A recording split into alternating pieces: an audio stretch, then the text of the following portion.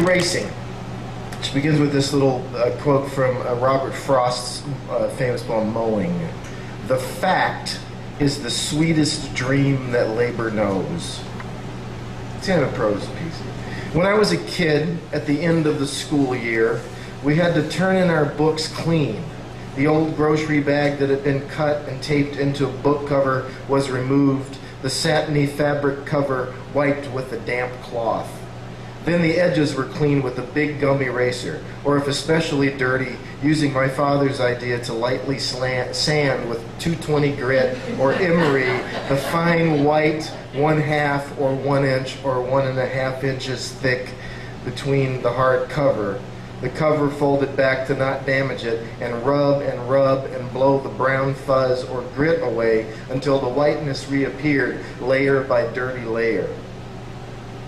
Leafing through to find each dark fingerprint, mustard splotch from the sandwich had at lunch smeared across the chapter about Gettysburg, the lingering smudges of algebra, page after page revisited and never quite understood. It may as well have been all mustard on that book. And finally, the name written on the inside back page in pencil, rubbed to fine Bristol again with a pink pearl eraser, and it was no longer mine.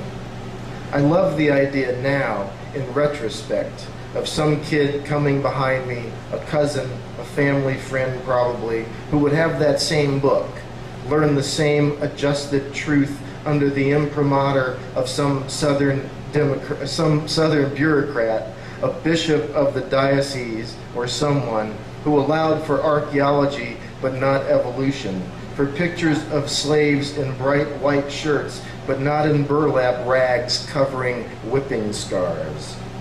I lived with books ever since, reading carefully, looking for what resonates, what smacks of truth, and I'd erase what I'd erase is if given half a chance, and I'm not alone. It's still the same, how we rub and scrape at the edges of the story until the truth of it appears, which is why I keep my books close and in order. The most worn, I like to believe, hold the most truth, but I'm certain I could be wrong. But I like to find the smudges. Maybe the same name written now in ink or not at all, or containing some other name altogether, the name of someone who owned it before I found it at the used bookstore.